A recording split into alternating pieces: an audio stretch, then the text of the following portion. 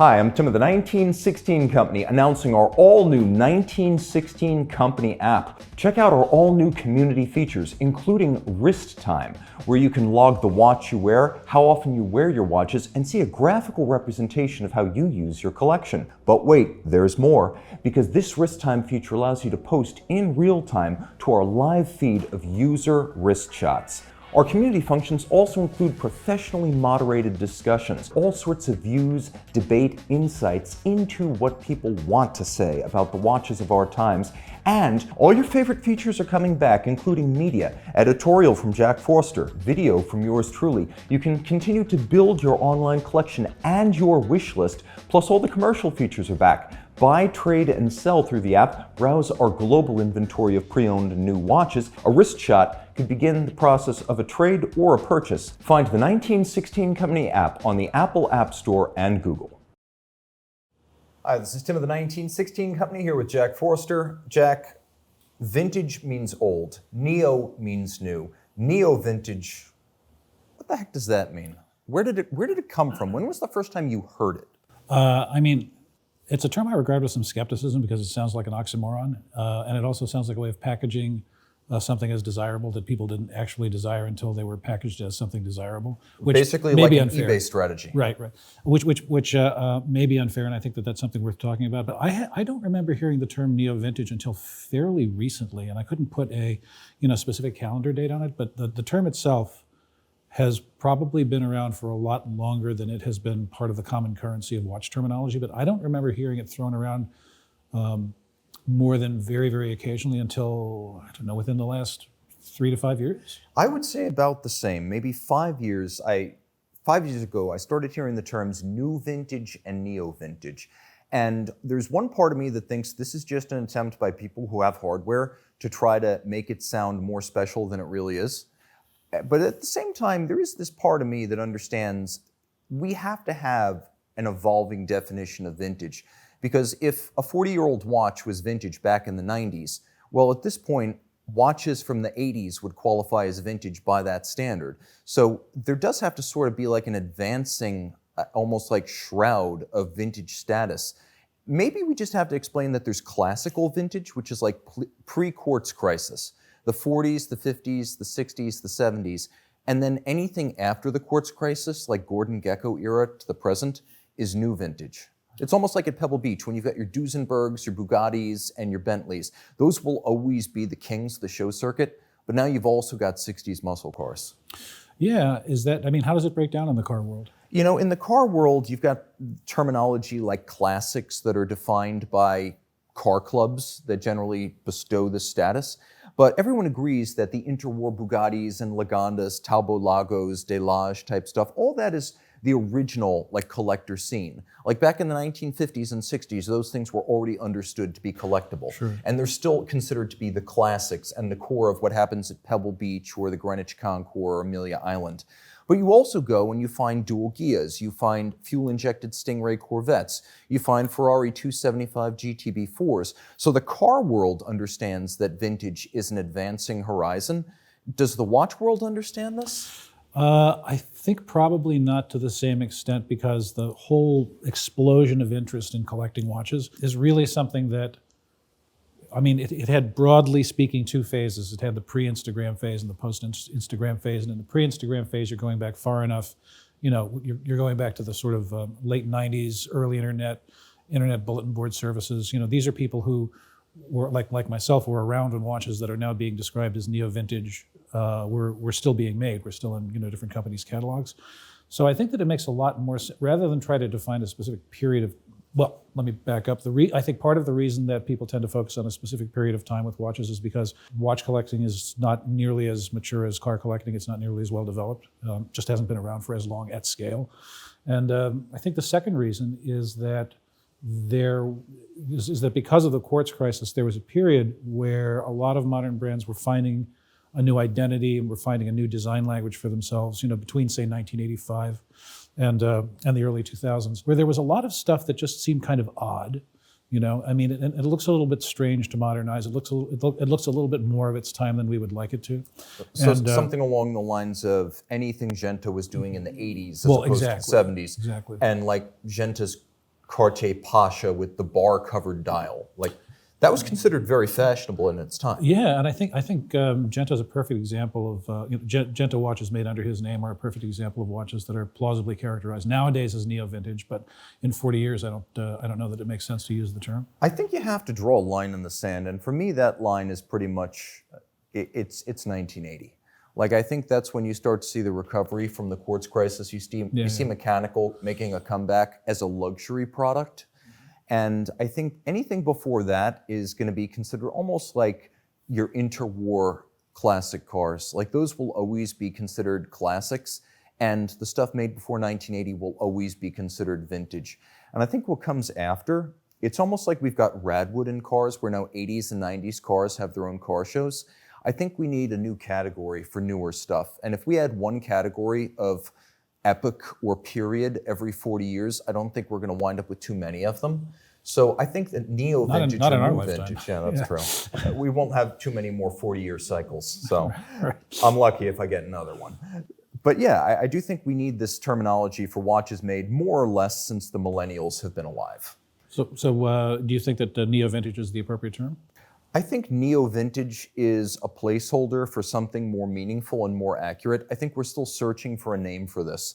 I think you could call them modern classics, or you could call them classics, or you could call them late model classics. That something is going to come up, because at some point you're going to have to draw a line in the sand to end that era. How do you feel about slightly weird-ass post-quartz crisis, pre-firm design language watches?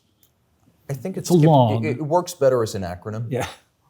But I would say that, yeah, like, there's going to be a period from about 1980 to, let's say, 2010, when we see the formation of the modern era. And in 1980, you're still recovering from the quartz crisis and the era of the mechanical watch by necessity, but you're moving into the mechanical watch as a luxury. And I think by 2010, the luxury watch industry is so perfectly formed that now we've got our big luxury groups. We've got LVMH, we've got Swatch, we've got Rolex Tudor, we've got Citizen Group, we've got Seiko, we've got Richemont.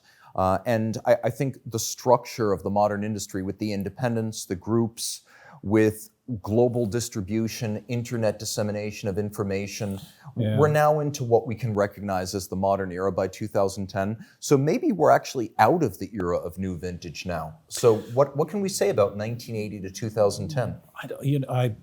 When you mentioned Seiko, this is a little bit all over the place, but next year is going to be the first year that Crater is going to be at Watches and Wonders, and they've never shown internationally before at a Swiss show. And there's a company that's making watches that look for all the world as if they are neo-vintage, in terms of style, in terms of design inspiration. Like a little bit sort of fashion Baroque, if you will? Yeah, there's I think there's a little bit of an overlap between what people were. I don't think people are really using this term anymore. It might have worn out its welcome a little bit. But what we were all calling geezer watches for a couple of years. So a lot of neo-vintage watches have, and what geezer watch always kind of meant to me was a watch that has a certain kind of very era-specific design language, so you can tell it's a 1970s watch. There's a kind of reflexive reverence for precious metals. There's a reverence for sort of ornamentation for its own sake. They tend to be on the smaller side. And I think that there's, to me anyway, I think there's a little bit of overlap between what we consider neo-vintage and what we consider to be a quote-unquote geezer watch. Because in the context of neo-vintage, you don't hear all that much about sports watches, do you? Well, I would say that it's in there. It's just that the transition that occurred between 1980 to 2010 is the transition from high-end watches almost inevitably being dress watches. Think Patek Philippe dress timepieces, Vacheron dress, Jaeger-LeCoultre. If you were going to buy a very expensive watch in the 40s, 50s, 60s, and even 70s, it was probably going to be some sort of gold dress piece, because aside from oddballs like the Royal Oak or the Nautilus 3700, really expensive, luxurious watches were almost always dress styles and generally in precious metal. Whereas from 1980 to 2010, you talk about not seeing as much sports content in the, I guess you call it the geezer genre.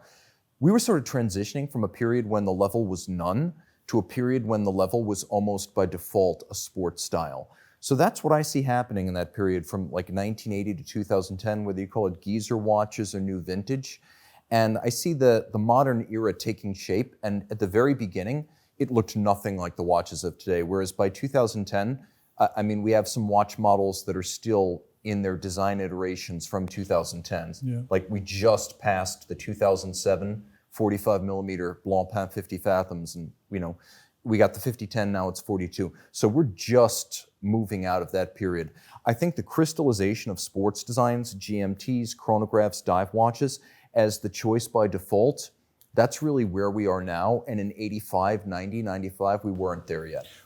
So how about this? Would you characterize, we were talking about a relative dearth of sports watches in the neo-vintage category. Would you categorize, this just occurred to me, but what about late 90s, early 2000s IWC, where we do have, I don't know if you would call them sports watches necessarily, but these were technical watches. Well, you look at what an IWC pilot watch looked like back in the 1990s, and the Mark 12 is practically a dress watch. It's tiny. Yeah, it's powered by a JLC 889. That's the pilot's watch. Right. It was still very much infused with dress watch genes. You look at the Ingenieurs from the late 80s, they were 34 millimeters in diameter. They were very tough, but they were very tiny. And really, in the 1990s, the hardcore IWC sports watch was probably going to be like one of the larger pilot's chronographs. And for the most part in the 1990s, it was the era of the Portugueser rebirth. Coming out of the 1993 Jubilee, you saw a lot of Da Vinci's, you saw a lot of Portuguesers, a lot of dress complicated watchmaking. Yeah, complicated watchmaking, dress watches, gold, platinum. So even IWC, I really don't think it was until Georges Kern showed up around the early 2000s that we started to see a real push into big sports style watches. We did get the GST in 1998, and that was a very sporting line. Mm-hmm. But even in the early days, it was GST. It was gold, steel, and titanium. Gold was still a cornerstone, and if you look at some of those early GSTs in gold, they seem very frumpy. Yeah, they're not modern format sports watches. They do. So I think when we talk about these things that represent that era from like 80 to 2010, that's new vintage.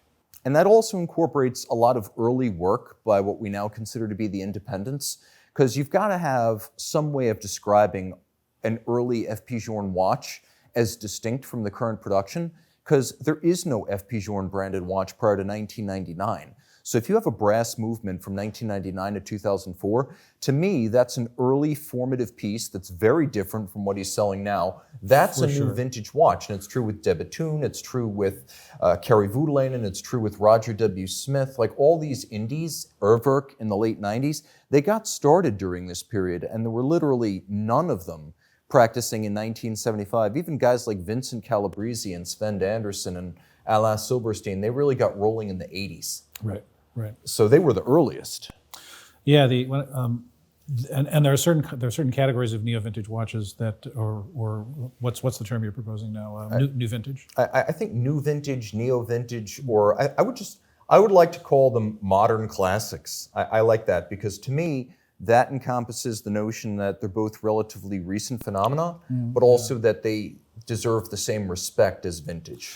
Yeah, let's see, what was I thinking of? The Daniel Roth watches made, early Daniel Roth watches, early Breguet watches, made when Daniel Roth was designing for Breguet. Those are kind of classic examples. Exactly, absolutely. Something like a 3350, no question. And you look at those pieces and they set the tone for what Breguet still is today. Like you ask, where does this design language come from? It comes from him and like Louis Maurice Caillé back in the 80s for the most part.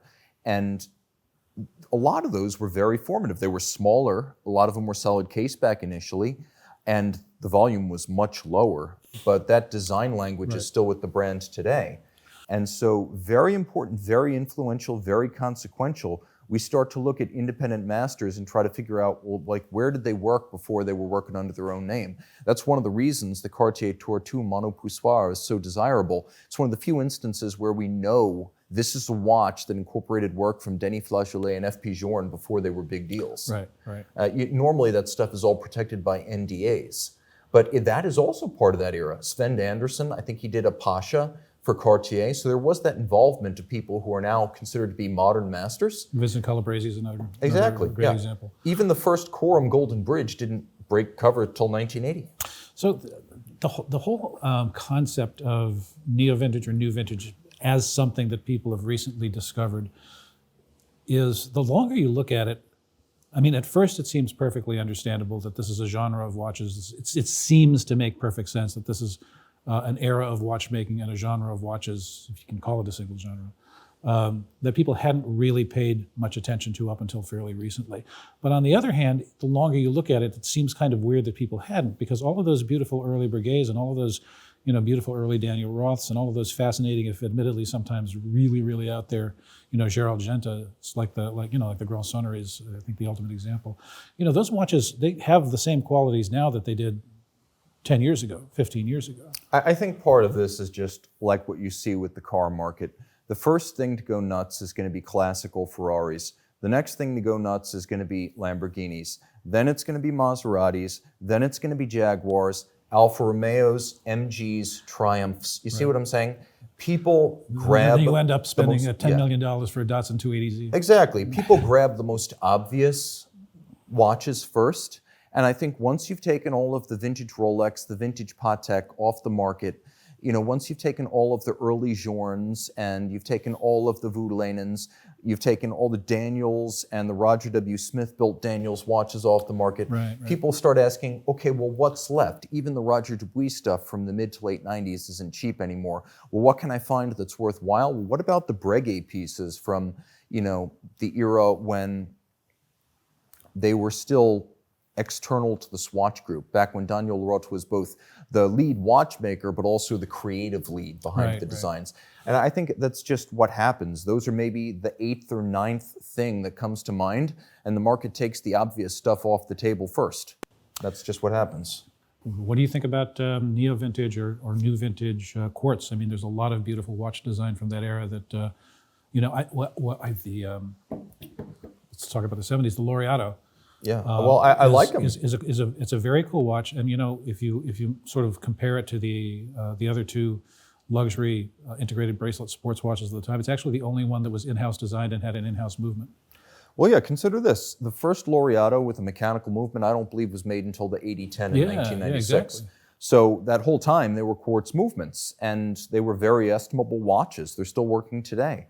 I think it's important to acknowledge quartz watches and electronic watches because a lot of them are built to go the distance. I know there are plenty of Oyster Quartz date 8s and date justs from the 80s that are still going strong, the 90s too, still original movements. You look at some of the earliest Breitling Aerospaces from 1985, 86, those are still in service. You look at watches from Gerard Perregaux, which was both an early trendsetter in quartz and a longtime adherent to the notion that you could and should have quartz luxury watches in the catalog. So I would say absolutely these things are important. And a recent example of a watch that I had the very first spring drive reference from 1999. It was a 500-piece limited edition. And that's in that transitional, like, new vintage period, like 1980 to 2010. And I can't imagine a more important technical innovation, maybe some things on par, but nothing that was clearly a greater intellectual and engineering triumph. Yeah. You better believe those things are important in luxury. I mean, let's face it, a lot of people go crazy over stuff from this era like tritium dials, which are mostly just aesthetic quirks. It's the material failing over time. Exactly. Whereas spring drive took from 1977 to 1999 to bring to market. And it was one of the supreme achievements in modern watchmaking. Yeah, you better believe I think that's important. That's part of the quartz frame. The one of the best known, quirkiest, and in some ways most inexplicably famous neo-vintage watches is the Louis Vuitton Monterey. Yes, the Gayo Lenti designed 1980s IWC built piece. And there were two generations of it. And they used to be watches you bought for a few $100. Yeah, and the second generation had ceramic cases also by IWC. I mean, they're fascinating pieces. I actually had not, I finally got to see one at the Louis Vuitton boutique in person a couple of weeks ago. And I sort of wonder, Well, I don't really wonder. I mean, I think that there are some fairly obvious reasons why that watch wasn't such a hit. Number one, it was from Louis Vuitton, and people weren't used to thinking of Louis Vuitton as a watchmaker. And number two, if you look at Alenti's larger body of work, you can definitely see the relationship between her philosophy as an industrial designer and her philosophy as an architect, and how they relate to the watch. But seeing that kind of design in the context of a luxury watch from a company that was not known for luxury watchmaking, I think was probably hard for people to swallow. Yeah, it's difficult when you bring in a designer from outside the world of your product. Like, for example, the Gibson Firebird was designed by an automotive designer, and it never caught on. It was always a niche piece. Yeah. Whereas, had it been a car, it probably would have been celebrated on the basis that a name designer was brought in to create it. But if you bring in someone to create a guitar who's mostly known for cars, you're going to have a mismatch with your client. And if you bring in an architect to design a watch, again, that's probably a mismatch with your client. So that's probably the reason. And even to this day, though, LV is incredibly discreet about how it markets its watches, and it's very heavily invested in watches today. Back then, when it wasn't even building the watch, when it was an IWC product, the maker wasn't producing it, and the brand probably wasn't tagging it. It was probably something that you offered to a person coming in to buy a $20,000 travel trunk and said, oh, by the way, we can offer you an accessory with the purchase. Right. So that's probably what's going on like the original there. Bulgari, which was a Christmas present. But no, it's important to mention during this period, we did see a lot of materials innovation. We saw the first applications of ceramic in the 1980s and early 1990s. Sure. We saw the first applications at scale of tantalum by companies like JLC and Audemars Piguet. And in the case of some of the mid-sized Royal Oaks, both cases and bracelets, we saw with the plastic gold from Bulgari, we saw, almost a heretical use of both gold and plastic in the same watch. And Hublot, right at the beginning, with a combination of a rubber strap on a solid gold watch in 1980, that was also considered to be a very radical proposition. Patek Philippe and oddly Technotime, never thought I'd mention them in the same breath, but they both went for stainless steel and diamonds in the 1990s. So there was a lot of experimentation with different materials in this period, and not everything stuck. Lest we forget, even titanium was not exactly the semi-ubiquitous material, during the neo-vintage period that it is now. With the first full titanium case was the Citizen X8 chronometer in the early 1970s. Yeah, and by the late 1970s, early 1980s, you have Porsche Design and IWC getting into it in earnest. And it didn't really catch on until you got into that, like what we're calling like the modern classic period. We talked about the Gerald Genta Jeffica in a previous bit that we just shot. That was the first modern bronze watch. While the thing was very Marmite in design, I think it's also worth mentioning that the idea of doing a bronze watch was very much a product of that era. I don't even think Genta would have done it in the 60s or 70s. Yeah. That's a very, very odd, for Genta, who was trained as a jeweler and who absolutely loved exploring what you could do with precious metals. For him to do a bronze watch it's bizarre. But it was a product of this, neo-vintage or new vintage era. And all of this experimentation is part of what we see. What we also see in this new vintage era, aside from the startup of independence and the formation of the modern luxury groups, the move to sports watches being the default watches, we also see materials experimentation and across the board, just a lot of nostalgia. Like, I think maybe it was Longines with the Lindbergh in the 1980s, where they took something from their back catalog and they brought it back as a current offering. And between Longines and by the early 90s, Vacheron with the Historique, suddenly we've got this interest of making modern watches that are almost line-for-line takeoffs of old watches. That wasn't a thing in the 50s. No one wanted like a vintage evocative pocket watch in the 1950s. People wanted wrist watches. We start to see the arrival of nostalgia and re-editions. And hand in hand with that, we saw brands taking a renewed interest in complicated watchmaking and bringing back the capacity to make a range of complicated watches, which a lot of brands had gotten out of the business of making. Patek Philippe didn't make a minute repeater for years. It used to be one or two pieces a year, usually casing up an old movement. Right. And you go to the 1990s, and the brands, the mechanical Swiss watch brands realized that the world isn't going to go pure quartz, and they realized that people are still interested in mechanical watchmaking from an engineering standpoint, and from a beauty and from a heritage standpoint, suddenly a minute repeater starts to become a more interesting proposition. And you see more and more brands start to feel obliged to have the classic range of complications in their lineup. There's a need to have a perpetual, if you want to be at the top of the heap, you have to have a minute repeater, you have to have a perpetual calendar, you have to have a Roth chronograph. So I think we saw a rise of interest in complicated watchmaking from the brands and from clients as well as a big part of the neo-vintage. Oh, without a doubt. I mean, that is something that people think, they take it on faith that today Patek Philippe is the first name in striking watches. But through the 1980s and the early 90s, if you wanted a sonnery or you wanted a minute repeater, you went to Gerald Genta, where they would be making a dozen to 2 dozen of these a year when Patek was making 1 or 2. And with the anniversary of Patek in 1989, we start to see them move in earnest into complicated watchmaking. It could be something grapefruit-sized and very rare, like the Caliber 89, or it could be something incredibly compact that you put on your wrist, like the 5016. But for the first time in a long while, they were beginning to define themselves as maybe Philippe Stern's interpretation of Patek Philippe came to the fore. Complicated watchmaking became more important. We wound up getting the 5004 in 1996 split-second perpetual calendar chronograph. If you look at IWC, you're absolutely right about this neo-vintage period seeing a resurgence of complications.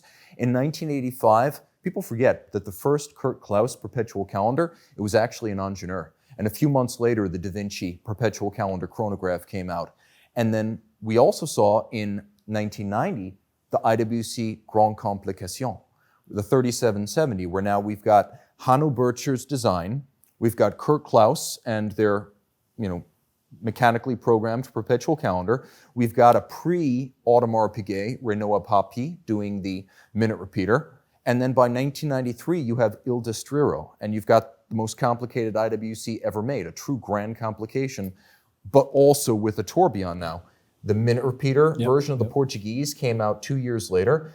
There was a huge ramp up in complication. Yeah, absolutely. And I think that if there's one kind of defining background characteristic of that era, I think it has to do with the watch industry and with watch collectors realizing that mechanical watchmaking was not going to go away. And at the same time, in a way being set free by what they thought was going to destroy them.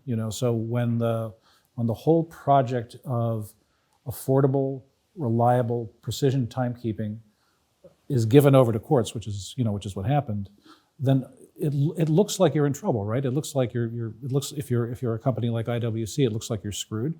But if you remember what it is that people find interesting about mechanical watchmaking as mechanical watchmaking for what it is, then you can kind of reinvent yourself, and you're freed from the restrictions placed on you by the need to produce an accurate, affordable, portable timekeeper. Number one, you can move in the luxury direction. If you no longer have to make economy cars, you can focus on the Rolls Royce. Exactly.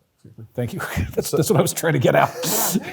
But I mean, that is like this neoclassical era witnessed the emergence of the mechanical watch as luxury by default, to the point that you almost have to rack your mind and think of like what number of Seikos or System 51s you would mention when you try to mention non-luxury mechanical watches today. What we also saw, and I don't want to get too wrapped around the axle with this, was that this neo-vintage era marked the rise of the hated in-house caliber. Oh, yes. Back in 1980, almost no one had in-house calibers. Today, brands you've never heard of that were started last year have their own proprietary movement because you can call a phone number and get one. But I don't think that changed the industry for the better. And I think that's a feature for the future. I think we're going to debate that separately. Yes, and at the same time, we could talk about how many supposed in-house independent movements today are based on 6497 gear trains. Yes, and also how many companies like BCP Tourbillon or Telos or Solida or Concepto or Soprod, or La Joux you can call to get your bespoke movement. So it's a little too easy. But this was a phenomenon of the modern era, because Tudor never thought about using anything but an ETA or a Fleurier movement before the modern era. And they did nice things with them, I mean, they're it was an honest watch. Yeah, and I mean, their upgrades to standard 2892A2 were, I mean, they made it a more reliable, they made it a more accurate movement. I mean, it wasn't anything game changing, but it wasn't supposed to be. It was just supposed to be a good, solid, reliable watch with some critical improvements made where critical improvements would really make a difference and not cost the consumer too much more. That's why when people talk about this neoclassic era of watches, oftentimes they're longing for the earlier era when you had a Zenith-powered Rolex Daytona or a La Manna-powered Patek Philippe perpetual calendar chronograph. Like they're talking about these base movements that are not proprietary, that make these 80s and 90s and early 2000s watches more appealing than the ones you can buy now with proper manufacture movements. And I think the surge of inventiveness that came from kind of throwing off the shackles of making economy cars, as you put it, that lasted all the way through the 2000s, and people were making crazy stuff, progressively crazier and crazier stuff. I mean, all of the Opus series watches, including my personal favorite, the Opus 11, which I don't think ever worked. Was one of a number of. I've never seen a functional example. The energy of that period of inventiveness kind of continued all the way up until the 2008 financial crisis. And it's funny, the 2008 financial crisis, in terms of that exuberant burst of complicated watchmaking that got started, it's a tiny trickle in the 1980s. It goes higher and higher and higher and higher, and then it hits 2008. And it's kind of like that's kind of like the Pickett's charge of complicated watchmaking. Maybe that's a good cutoff point for this whole notion of neo-vintage, right up to and just before the fall in 2008.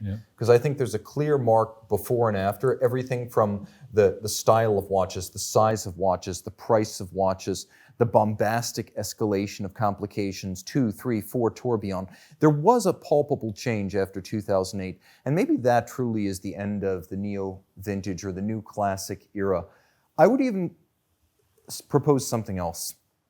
The neo-vintage or the new classic era is the era in which the Generation X came of age. I think the 1980s through the late 2000s, if they had an era, that was it. That was their era when they went from childhood to adulthood to the corner office. And I think maybe that's how you put a bow on that whole thing. Yeah. Gen Xers, let us know, what are your favorite new vintage watches? And how do you guys out on the interwebs define new vintage? Until next time, time out.